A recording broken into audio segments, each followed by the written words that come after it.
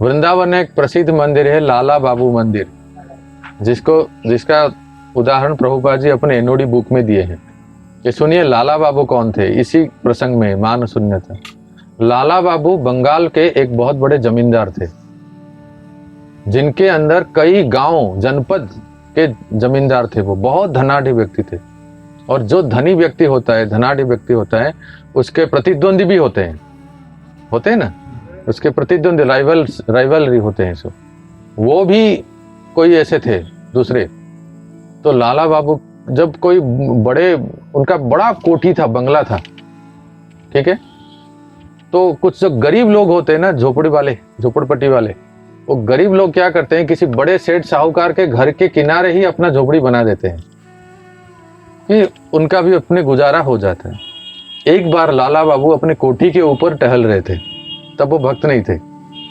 तो जो उनके घर के बंगले के बगल में जो झोपड़ी में रहते थे कोई बंगाली परिवार गरीब, तो जो उनका दादाजी था ना, उस घर के जो दादाजी थे वो चारपाई समझते हैं, खटिया, चारपाई में ऐसे लेटे थे। सर्दी का मौसम था ऐसे ही, और धूप में वो लेटे थे।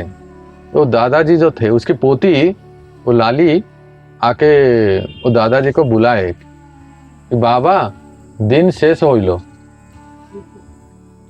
बाबा दिन शेष होइलो, अर्थात कि दिन ढल गया है, अभी शाम हो गया है, अभी घर चलिए। तो इतना सब वो एक्सप्लेन नहीं किए, पर वो लाली ने बस इतना ही बोली, बाबा दिन शेष होइलो। इतना लाला बाबू सुन लिए। उसके बाद से उन्होंने घर गृहस्थी, सारा जमीन जायदाद सब छोड़ दिया। अरे दिन शेष होइलो, दिन शेष होइलो, दिन शेष होइलो, दिन खत्म हो गया, जीवन चला जाएगा, कभी कुछ हो जाएगा। उनके मन में वही बैठ गया। एक वाक्य एक व्यक्ति के जीवन को इतना परिवर्तन कर सकता है, एक वाक्य। वो भी उनको लिए नहीं बोले थे उन्होंने, वो तो अपने दादाजी के लिए बोले थे कि दिन शेष होइलो, दिन पूरा हो गया, अभी घर में चले। लेकिन लाला बाबू को लगा अरे दिन शेष होइलो, और दिन ढल गया और मैंने अभी तक कुछ भी नहीं किया। बस उसके बाद से सारा जमीन जायदाद जितना भी था सब ब्राह्मण वैष्णवों को बांट दिए सबको, और सीधा कोलकाता से गाड़ी पकड़े वृंदावन आ गए। ये आपके 200-250 साल पहले की बात है। कौन से कहाँ है ये?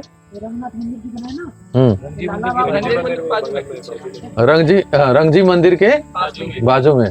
चलेंगे, कितने लोगों ने नहीं देखा है? चलेंगे, प्रेम प्रकाश को लेके जाएंगे सब। लाला बाबू मंदिर देखें तो अभी वृंदावन जाएंगे तो प्रेम प्रकाशपुर सबको लेके जाएंगे, ठीक है। प्रभु जी ने देखा है तो वहां देखेंगे। अब देखिए कहानी यहाँ पूरी नहीं हुई ये तो इंटरवल था। तो अब क्या होता है कि वो वृंदावन आ गए, लेकिन एक गांव उनके हाथ में था। एक गांव के वो रखे थे, क्योंकि वृंदावन में आते हैं तो यहाँ भी तो सेवा करना पड़ेगा ना। यहाँ भी तो बहुत साधु संत इस्कॉन के भक्त लोग रहते हैं, तो उनको भी तो कुछ सेवा करना पड़ेगा ना, भंडारा खिलाना पड़ेगा। तो एक गांव अपने पास रखे थे। तो क्या हुआ कि वो ब्रज के एक संत से वो दीक्षा लेने के लिए इच्छा प्रकट किए। कोई ब्रज के संत है, उनके गुरु कौन है कोई जानते हैं क्या? वहां के जो महंत थे संत बाबा, उनसे वो दीक्षा लेने के लिए चाहे, लेकिन वो गुरु जी उनको दीक्षा दे नहीं रहे थे।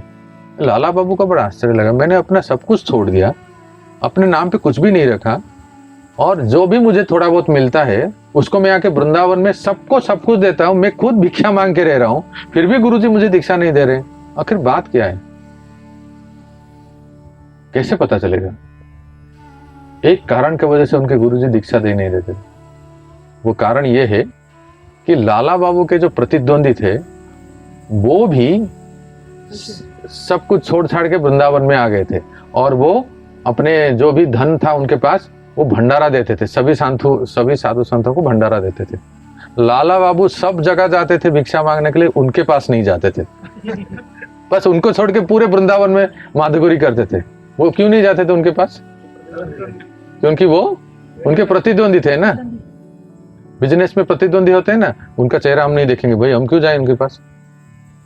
तो वो समझ गए कि इसलिए गुरुजी मुझे दीक्षा नहीं दे रहे थे। तो एक दिन की बात है, वो जो उनके प्रतिद्वंदी जो थे, वो भी एक बड़े धनाढ़ व्यक्ति थे, वो सब कुछ छोड़ के ब्रज में आए थे। वो ऐसे भंडारा कंबल बांट रहे थे, माधुकरी ऐसे भिक्षा बांट रहे थे, और एक के बाद व्यक्ति सब आके ले रहे थे, तब तक देख रहे हैं कि अरे ये लाला बाबू खड़ा है। मतलब ये भी आखिर वो समय आ गया कि मेरे दर पे आके भीख मांगना पड़ा। लोग ऐसे दिखाते हैं ना, देखा बहुत दिखा रहे थे ना, तुमको मेरे दर पे आके भीख मांगना पड़ा, एक ऐसे मन में आता है लोगों को। लेकिन लाला बाबू जो कभी मुझे बात भी नहीं करते थे, मेरे बिल्कुल प्रतिद्वंदी थे, आज मेरे पास आके भिक्षा मांग रहे हैं। और फिर उन्होंने उनको जैसे ही भिक्षा दिया और उन्होंने भिक्षा ग्रहण कर लिया, फिर अपने गुरुजी के पास गए, बेटा तुम कल दीक्षा लेने के लिए तैयार हो गए, जब आईडीसी लेकर करके आ जाओ। उसी समय उन्होंने उनको दीक्षा दे दी। आज भी वो लाला बाबू मंदिर वृंदावन में है।